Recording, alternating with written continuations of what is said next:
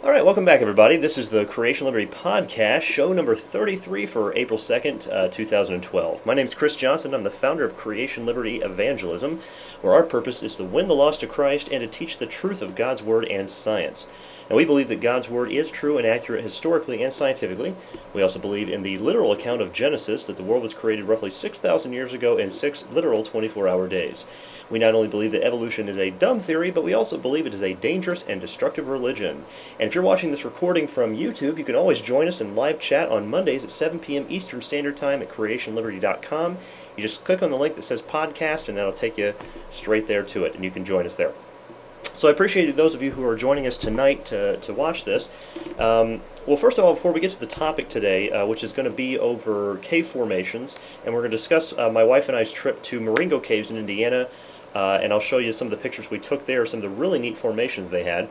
We'll also show you the evidence of how the evolutionists claim that these take, hundreds of thousands or even millions of years to form is simply not true. We'll talk about that today. But first, I want to make mention we went to a what was today? Monday? Yeah, it was last night. We went to what they called, I think it was Worldview Weekend. I think that's what they called it. I can't remember. I have to get the title of it to my tickets. I usually don't pay attention to the title. I try to pay attention to who's speaking that night.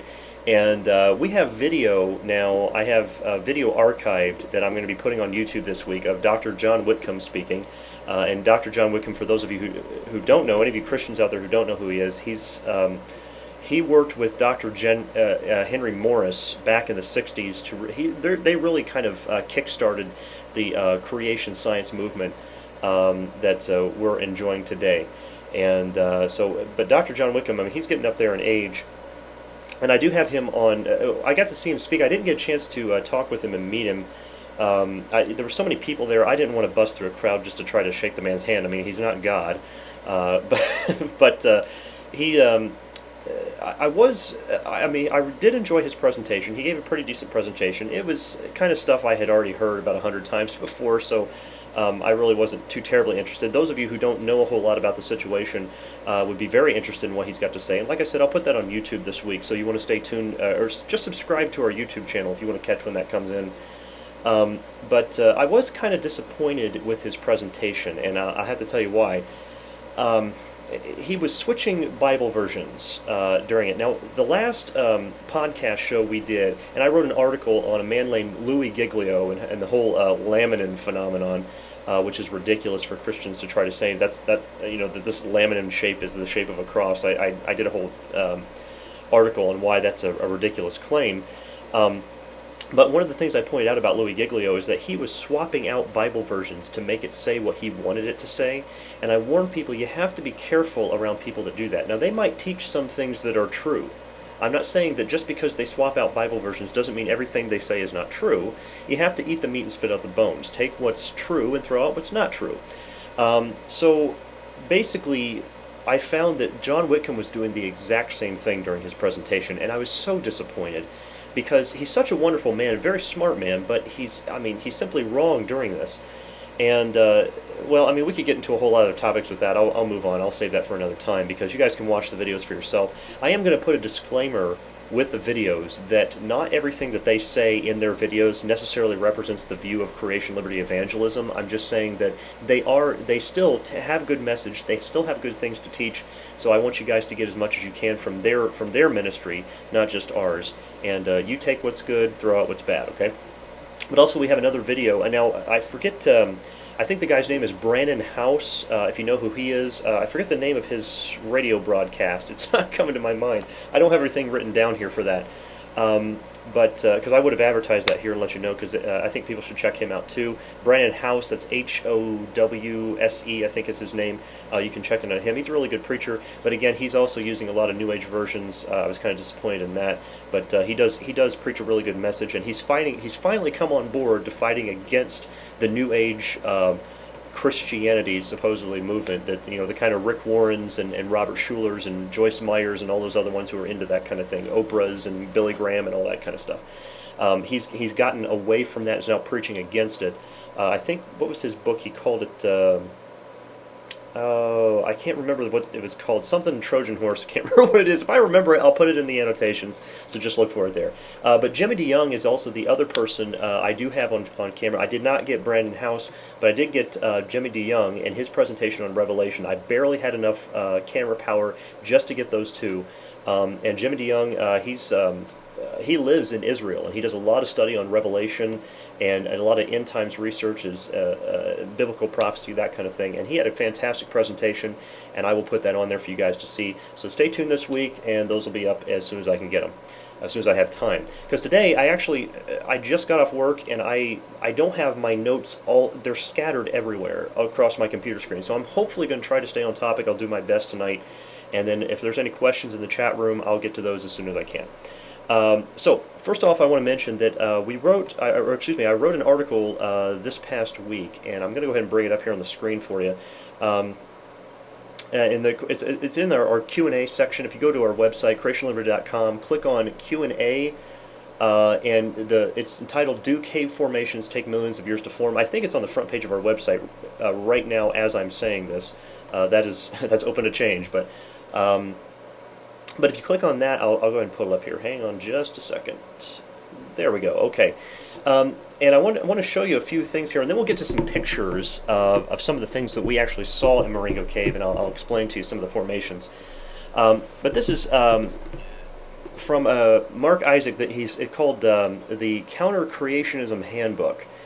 And he said the time for stalactite growth also has to allow for time for the cave to dissolve in the first place, which is a very slow process, sometimes on the order of tens of millions of years, okay? So they're teaching that these cave formations, sometimes, not all evolutionists say they take millions of years to form. I mean, there are some instances where they do, and I'll show you that in a moment. But there's some of them will say, well, they may take tens of thousands or hundreds of thousands of years to form. That is also not true, and I'll show you exactly what I mean here in just a moment. But over the first picture here are stalactites. Now, for those of you who aren't familiar with the difference, like you hear the term stalactite, stalagmite.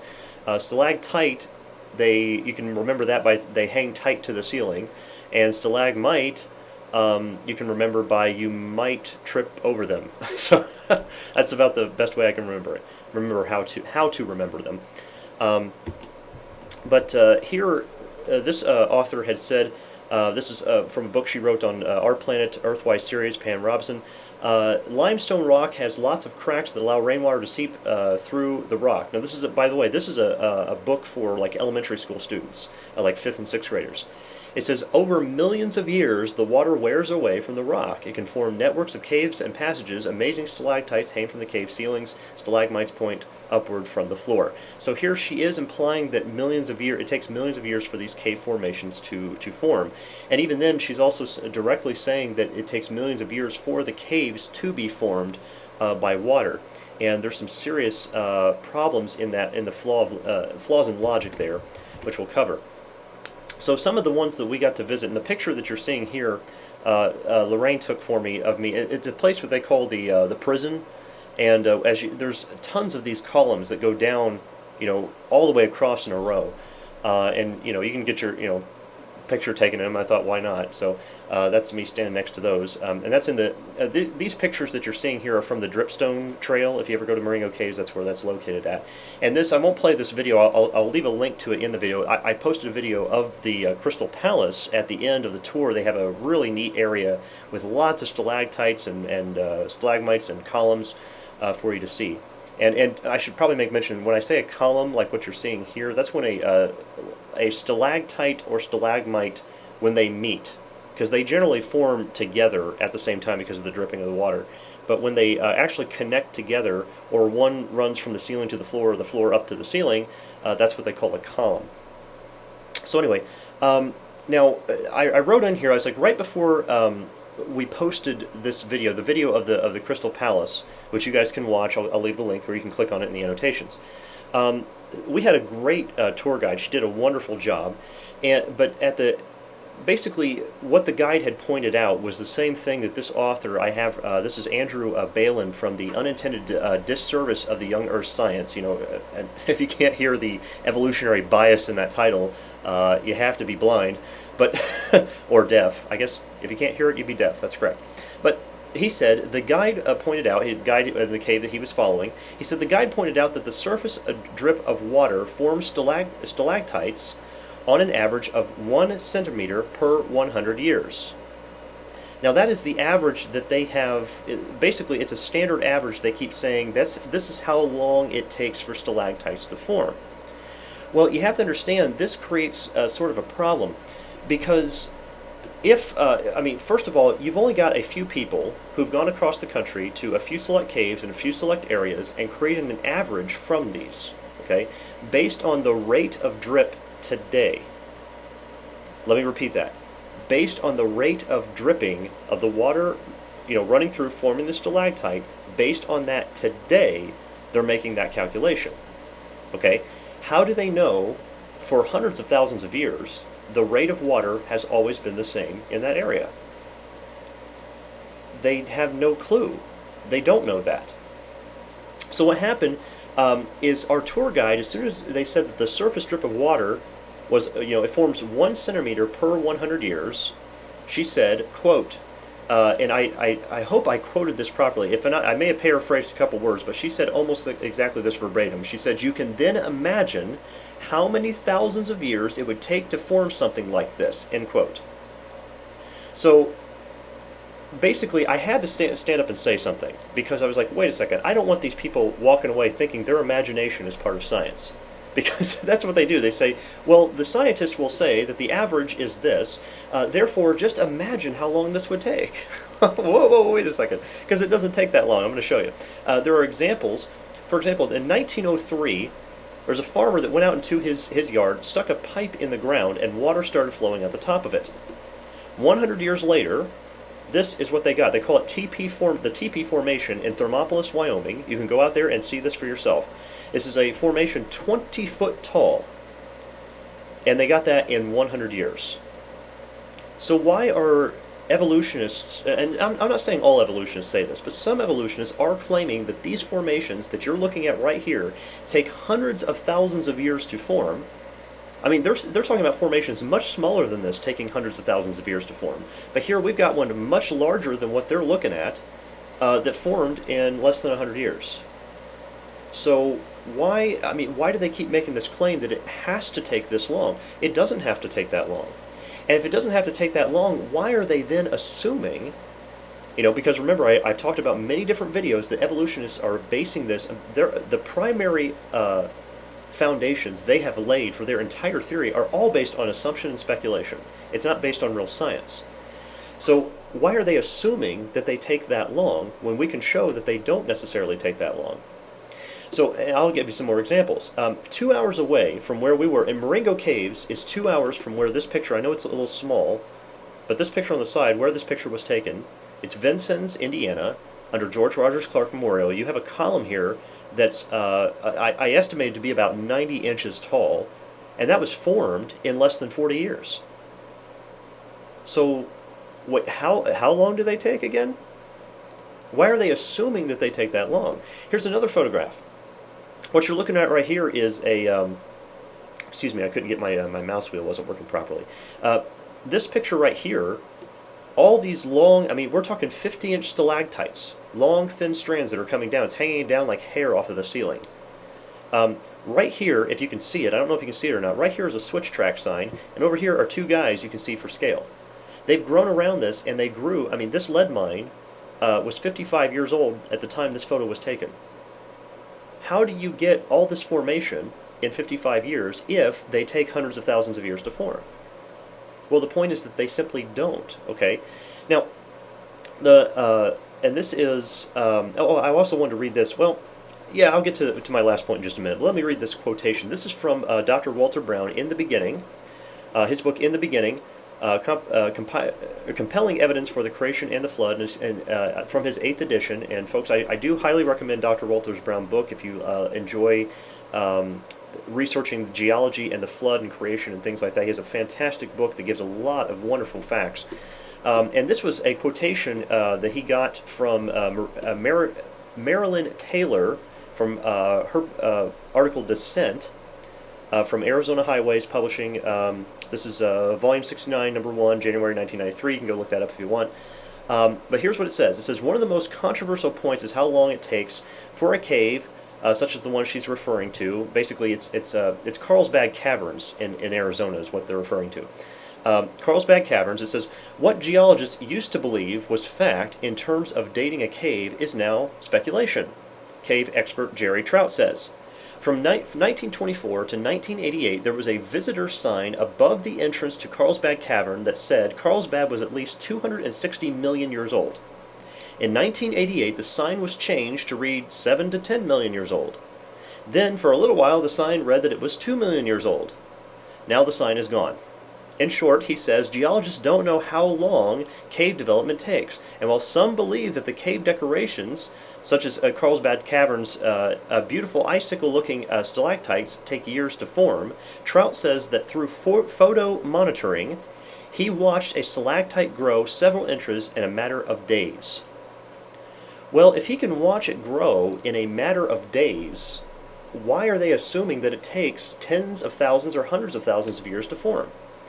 That is assuming the rate of the drip and the rate of the deposition of the minerals, like the limestone that a lot of these are created out of. It's assuming that rate to have always been the same for hundreds of thousands of years and possibly millions of years. And I'm sorry, that's a really, that's thin ice to be skating on, okay? I don't think that's a really good assumption to make that and based off of. And apparently they don't either. That's why they kept having to change the signs at Carlsbad Cavern. So I also make a note here, and I wanted to let you guys know about this. Especially Christians, you need to listen up to this. I said, I wrote this on the website. I said, when I addressed the young lady giving us a tour about how it is an assumption that they take long periods of time to form, she just nodded and continued with the tour. After we continued through the cave, about 5 minutes later, she turned around to me and said, you know, now that I think about it, you're right about that. It is an assumption that the water has always been dripping down at the same rate. And we don't know that. She turned around and told me that. You see, she had been giving tours for this trail for years, but had never stopped to think about that. And Christians, here's the point. If you don't speak up and say something, people are going to walk away thinking their imagination is part of the fact. And that's what we can't allow to happen. And the very reason that evolutionary paradigm, evolutionary propaganda has slipped into these cave trails, you know, the guides are saying these things on these cave trails, is because the Christians are not standing up and telling the truth. Folks, Christians, you are supposed to speak the truth in love. So lovingly just explain to them, look, here are the facts, and here's what we don't know. So here's the problem. You know, we turned around right behind where we took the video. If you watch that video of the Crystal Palace, right behind there was about a 10-foot tall flowstone formation, similar to what I showed you just a moment ago. And I'll bring it up on the screen again.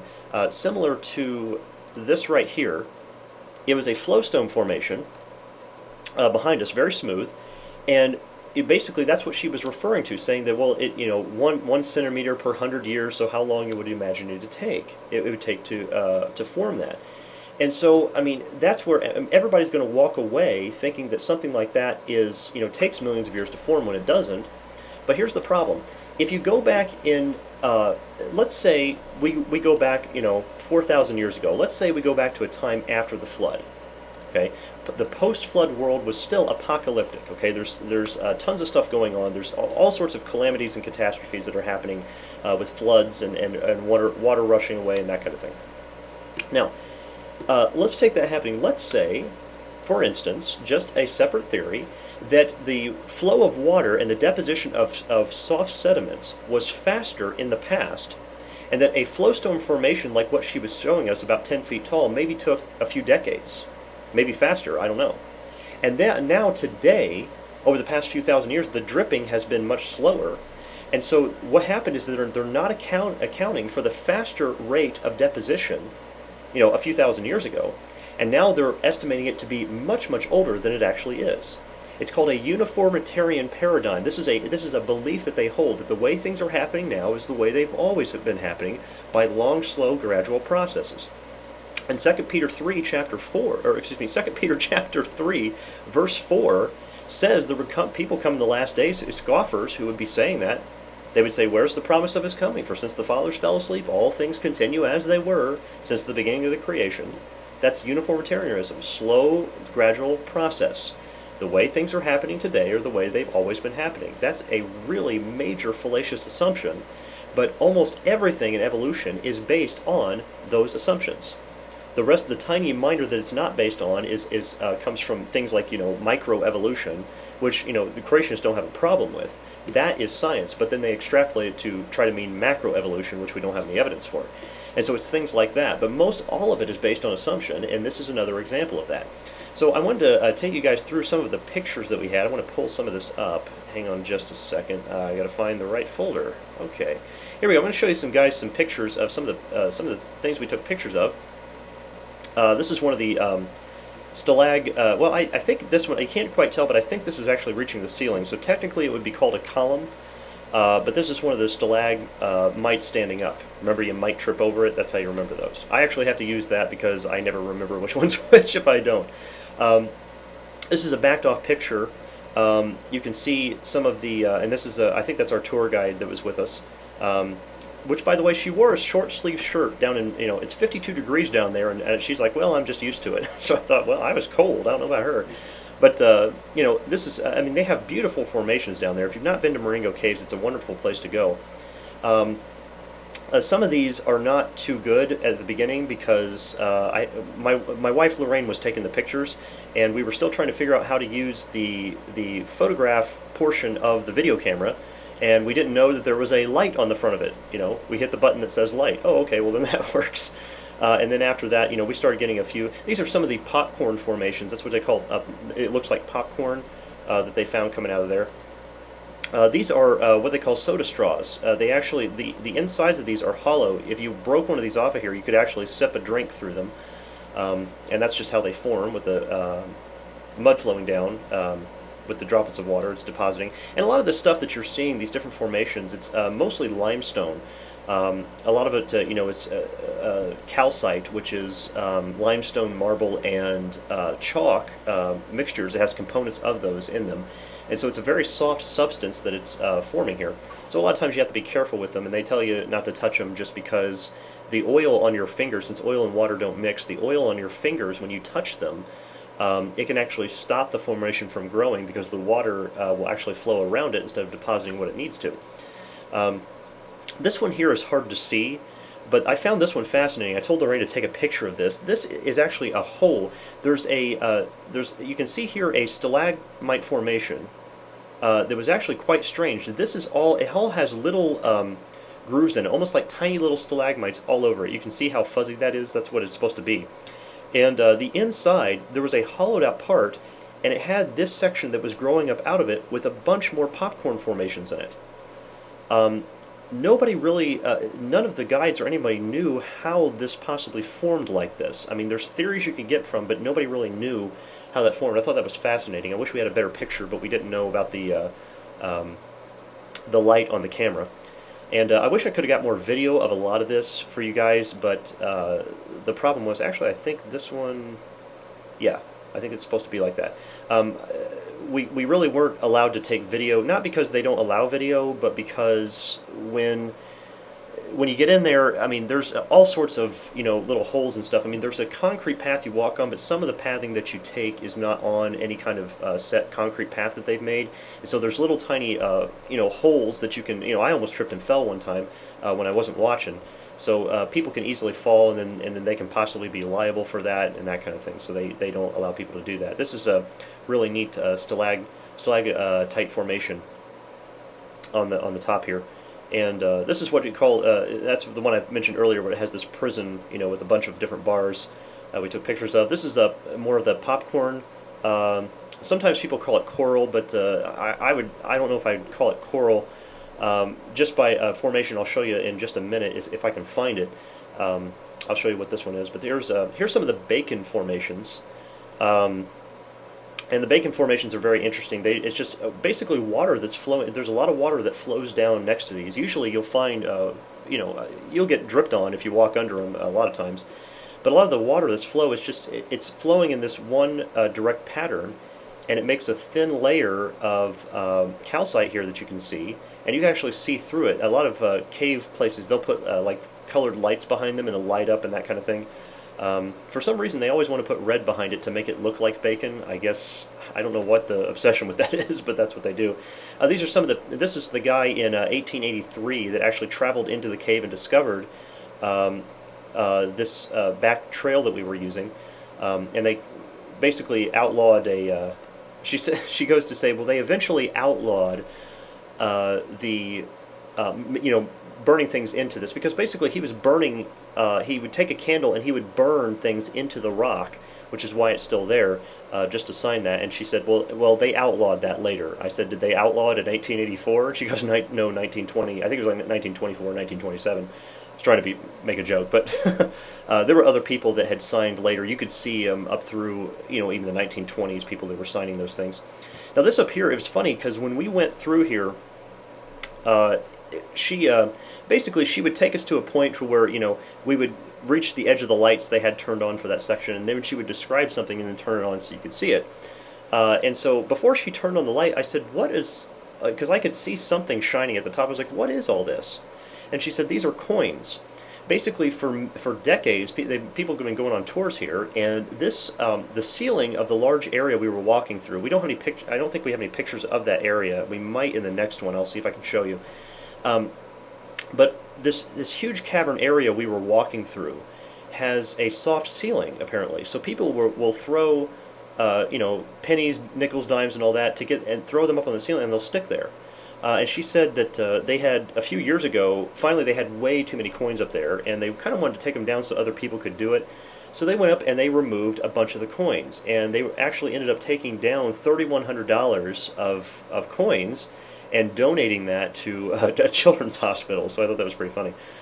But yeah, this is you can see some of the cave down here. This is Lorraine. This is not my wife. This is just a picture of her.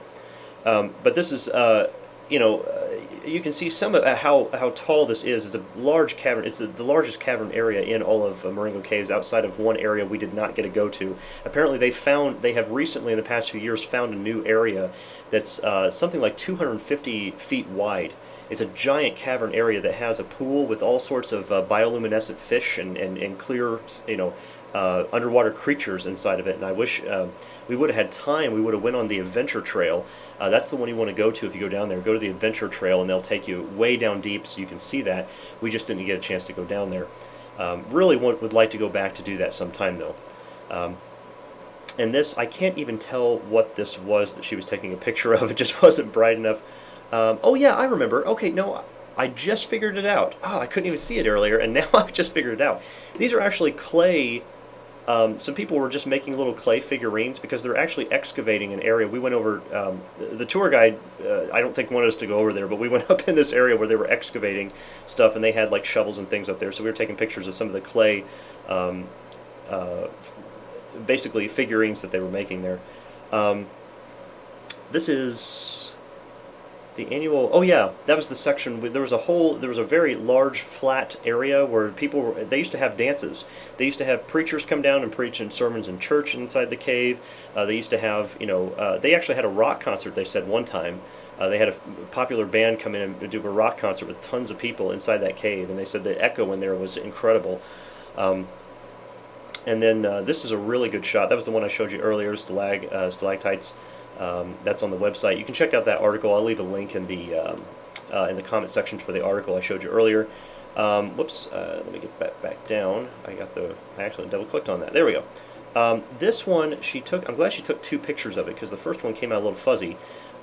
This is very interesting. This looks more like coral, and you'll see that it's going in all sorts of twisted and contorted positions. And what's happening with this formation, I was asking the tour guide, I was like, how would something like that form? I pointed that out, and she said, I don't know, but she says, I've never seen one like it before. Well, I went online and did some research. I found out this is an extremely rare formation. Most caves do not even have one of these, but it is in Marengo Caves on the Dripstone Trail. If you ever go on that, they have one of these that you can look at. Not that, it's exciting, ooh, wow, this tiny little coral formation, this is what you go down there for, but if you want to see one, it's down there. Now, this is actually, I started reading online, I found out it's called helictite. It's Helictite, yeah, helictite formation. And I couldn't figure out how this was possibly forming because we weren't seeing any drips onto this or anything. What happens is it's actually made from um, it's made from calcite, but what's happening is that there's water behind it in the wall, and there's a bunch of water built up under pressure behind limestone in the wall. And I guess to give you a visual with my hands, there's pressure in the water, and it's pushing on the limestone. It's forcing through calcite through the limestone and pushing it in. So when it pushes up, it's forcing it in different twisting and contorted positions, and so it'll intertwine and make a coral formation. I thought that was really neat.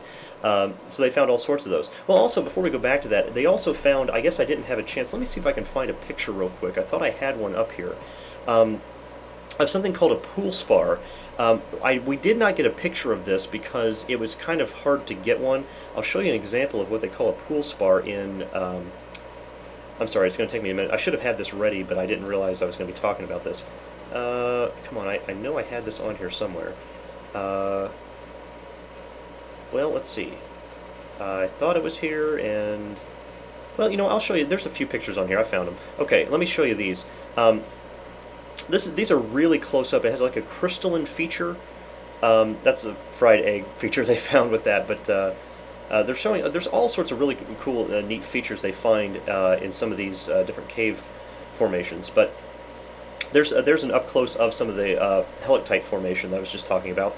And these are, but some of these, like for example, this is a calcite pool spar, is what they call this. And this is zoomed in, it's up close. Now, what I was going to say is that if you back it off, a lot of it, and I'll try to see if I can find one somewhere on here to show you guys, but if you back it off, it kind of looks like mashed potatoes. And I don't see one on here that they have where they show it backed off. I'm still looking for one. I wish I could find that, show you guys. But if you look it up, just look up a pool spar on. Let's see here. You know what? Actually, I'm going to do that real quick. I'm sorry. I don't mean to be, you know, I'm not trying to waste your guys' time or anything, but I kind of want to look this up. There should be. Let's see. I'm going to go to Google image search. If you just type in the word pool spar, which is what I'm going to do. I'm sure they'll have one on here. Yeah, here we go. I'll just pull this up. Oh yeah, I forgot I had a link to this website. Okay, here I'll show you a picture right here. Sorry that took so long. If you see this, this is backed off a little bit. It kind of looks like mashed potatoes when it forms like this. And apparently, what this formation is when there's a pool of water setting in a specific location. It sets there for a long time. It'll actually form this formation, and it doesn't have to necessarily be on the ground. It can also be in the ceiling. And so what happened when we were going, we went into Marengo Cave. Apparently, just a few weeks before we got there, they found one of these formations. They've never found one in that cave system before, and it was actually at the very beginning, at the entrance when you're going into the cave. They actually had to seal it off on the ceiling. The guys were going through there, checking some of the wiring and all that, and this piece of the ceiling just crumbled and fell, and a bunch of water poured out the bottom of it. When they looked up, they found all of this pool spar formation up there in the ceiling. And so I had to research that and try to find out how that was forming, but they had that pocket of water that was sitting up there and it formed these. So that was very interesting. Anyhow, let me get back to some of the pictures. I'll finish going through these, and then we'll take some questions from if we have any. We don't have too many people on here tonight, so I don't know if we'll have any questions, but we'll cover those if there are any. But that's how that forms. So you can go see that in there if you want to. This is the interesting picture on how Lorraine took these. They called this mirror. It's the mirror lake, I guess they call it, but it's kind of it's not even a pond. This water is only about 3, maybe 6 inches max in some areas. It's just this tiny, smooth area of water, and it forms a perfect mirror inside the cave. And so I thought that was pretty neat. These are some more of the flowstone formations you see here. When I say flowstone formation, this is what I'm talking about, where the water's flowed over, and you can see how it's nice and smooth. It's flowed over like that. This is another larger one of the flowstone formations. This is Lorraine again in front of some of the stalactites and stalagmites. I'm just going through and showing you guys some of these. This is some of the bacon formations. This is in the Crystal Palace, some of the bacon formations they had there. That's me in front of the, this is the large room in the Crystal Palace. You can see there are just thousands of these tiny little stalactites all over the ceiling. There's thousands of tiny little stalagmites all over the floor. I mean, it's just a really pretty area that they light up in there. And that's us taking a picture together because Lorraine really wanted to, so there you go.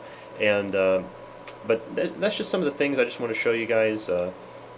Really neat formations they had there, these rock formations. This is one of the pieces. One of the formations broke off, and we got to actually, hold it in our hands because, it's, obviously if it's broken off, it's not going to form anymore.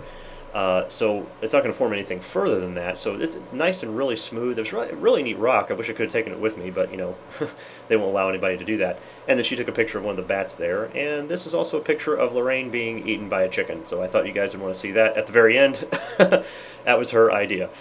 Anyhow, so I thought you guys would think those were really interesting. Fascinating how some of those actually form. But folks, they do not take millions of years to form. They do not take even thousands of years to form. They don't even take hundreds of years to form in some cases. I'm sure there might be some that have formed over a few hundred years, but I would say that most of these formations have formed really rapidly. And as we saw from the guy from Jerry Trout, who is a cave expert, who took he had the photographic video he created where he took photographs at intervals, and he watched stalactites form in a cave in a matter of days. I don't know why people are saying these are taking thousands of years to form, other than they have this evolutionary hope. They have to use this as evidence for evolution, because if you take that away, well, now they're losing more evidence for their evolution theory. Well, I'm sorry, maybe you should get a new theory. Stick to the creation theory. I mean, the fast formation of all these cave formations is no problem for the creationists. I mean, we say there was a gigantic flood and a lot of water and a little bit of time. I mean, that's exactly what we're finding in the cave formations, but it does not support the evolutionary model. So I would highly suggest that people get away from the failing evolution theory, pick up the biblical creation model. It works a lot better for those types of things. So I don't know if we've got there wasn't too many people joining us in the chat room today. There wasn't a whole lot of chat, and the one person was asking, are the formations just calcium or are there other minerals involved? Most of it is calcite. I mean, you'll have some, I think it's, what do they call it, calcium carbonate? If I have that wrong, I'm sure some evolutionist is going to tear my head off. But I think that's what forms on there. You'll have that, which form a lot of the crystal formations you'll see on, I think is calcium carbonate is what it is. Somebody correct me if I'm wrong, so I can make an annotation on that. But I think that's what forms to cause the crystalline. When they call it the crystal palace, you see the flowstone formations. They're shining, and that's what's really reflecting off of there. That and iron oxide, which gives its color.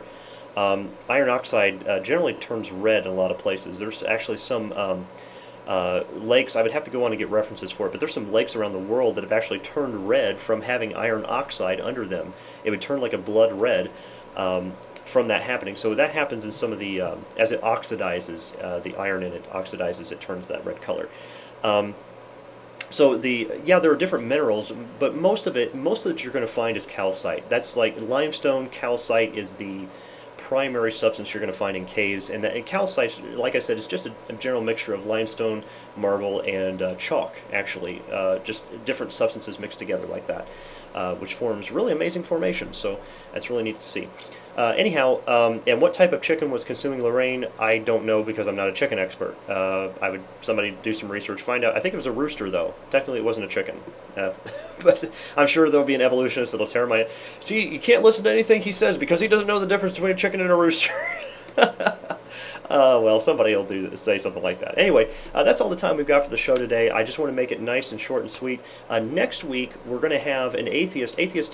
Alex from Philadelphia has kindly agreed to come on our show, and he wants to talk about how he can know for certain he's an atheist, or know for certain if he has knowledge. I'm going to talk to him this week. We're going to narrow down an actual discussion topic, and apparently he does a lot of discussions on blogs, and live broadcast on this stuff. So I'm really looking forward to him coming and discussing that with us, and I'm glad that he agreed to do that. So we're looking forward to that next week. Next week is going to be April 9th. You want to be here, be in chat. You can post your questions and comments here and join in the live discussion that we're going to have April 9th, 7 p.m., creationliberty.com. Click on podcast. We'll be right here. And if you enjoy discussions like this, you enjoy seeing these kind of, not just the debates that we're going to have, like next week we'll have discussion with an atheist, but also some of these things. You see these cave formation pictures, learn about some of the stuff. You guys enjoy those kind of things? Make sure to subscribe to us. We have these videos coming out every week. We have new articles coming out all the time. So go on our website, check those out, and subscribe to us and to get more of that. So anyway, I really appreciate you guys joining us. We'll see you next time. Again, April 9th, just go to creationliberty.com, click on podcast, and you can join us there. Thanks for joining us, guys. We'll see you next time.